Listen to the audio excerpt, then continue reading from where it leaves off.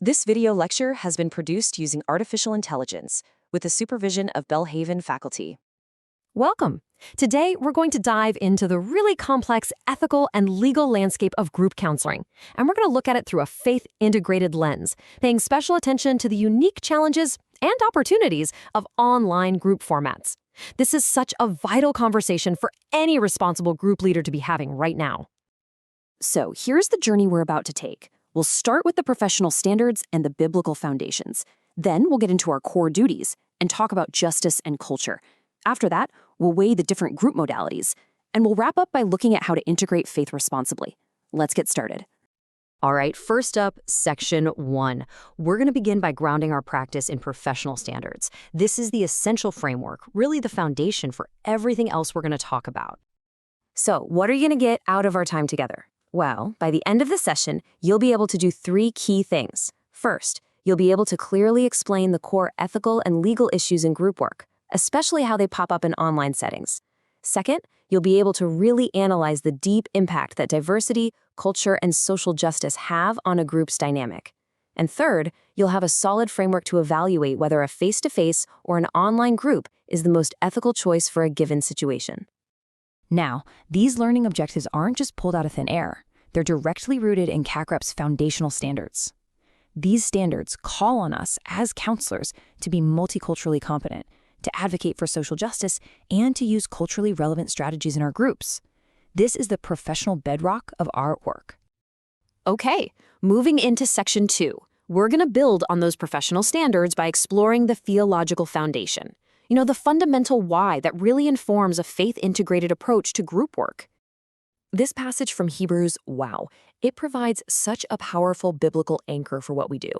What's so interesting here is how this verse reframes group work for us. It's not just some clinical intervention, it's a call to mutual encouragement, a way of spurring each other on toward love and good deeds, and a real commitment to not neglect meeting together. And this illustrates the connection so brilliantly. When you look at it from this perspective, a counseling group becomes this safe, structured place where members can offer and receive support, especially when they're navigating those tough seasons of struggle. The very act of gathering becomes a relational context that strengthens people for faithful living. So with that foundational why in place, Section 3 shifts us to the what, the absolute non-negotiable ethical and legal duties that form the core framework for every single group leader, no matter the modality or perspective. First up is informed consent, which really is all about transparency. Before a group even begins, we have to clearly lay out the goals, the potential risks, the benefits, and all the expectations. And this isn't just a box to check. It's about reducing misunderstandings and truly empowering members to make an informed choice about participating. Next, we have confidentiality, a cornerstone of all counseling. But in groups, it gets uniquely complex because we can't fully control what members do outside the session. And when you move that group online, the risks just multiply. You have to consider privacy breaches, unauthorized recordings, or even just someone else being off camera in the room. Being an ethical leader means talking about these specific online risks right from the start. This brings us to a really crucial point, counselor competence. Being a skilled face-to-face facilitator doesn't automatically mean you're ready to lead an online group. Digital competence demands specific training in things like online engagement, technology, and security. We simply must never practice beyond our training. And running parallel to these ethical duties are our legal obligations. These include the duty to warn or protect when a member might harm themselves or someone else, and mandated reporting for suspected abuse or neglect. And let's be crystal clear. These legal responsibilities apply just the same whether your group meets in a physical room or a virtual one. Now, in Section 4, we're going to broaden our lens, because it's not enough to just focus on our individual duties. We also have to consider the systemic forces of justice, culture, and power that are always present in the group space. So this expanded framework moves us beyond our individual duties to a systemic awareness. Let's break this down. First, accurate documentation is critical, especially with the need for secure digital storage and online groups. Next, multicultural competence isn't just a buzzword. It's about actively understanding how each person's unique worldview shapes their experience in the group.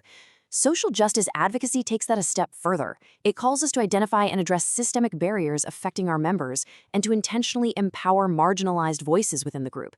This, of course, requires a keen awareness of power dynamics, understanding concepts like privilege, oppression, and intersectionality, and seeing how they play out in the room. And finally, all of this culminates in inclusive practices, from the language we use to the techniques we choose, and making sure our online formats are genuinely accessible to everyone. Okay, with this broader ethical framework in our minds, Section 5 gets very practical.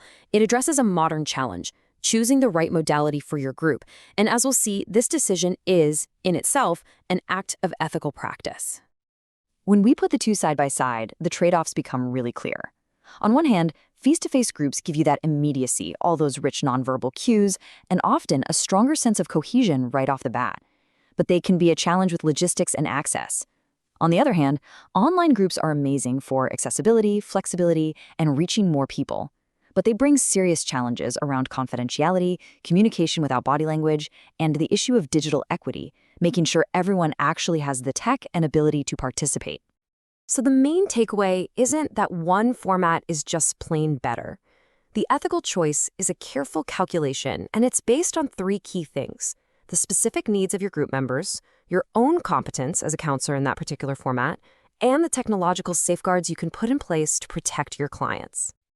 This brings us to our final section, where we add the last but absolutely crucial layer to our ethical framework: how to integrate faith into our group practice with integrity, with respect, and with very clear professional boundaries. Integrating faith responsibly really comes down to these key principles. It all starts with a deep respect for diverse beliefs, honoring every member's perspective without ever imposing your own. It requires an ethical sensitivity, an awareness of how spiritual values are shaping a person's identity and how they cope. It means creating an inclusive space where members can voluntarily share spiritual resources if they want to, without any pressure. And critically, it demands a sharp awareness of your boundaries, avoiding proselytizing and maintaining professional neutrality.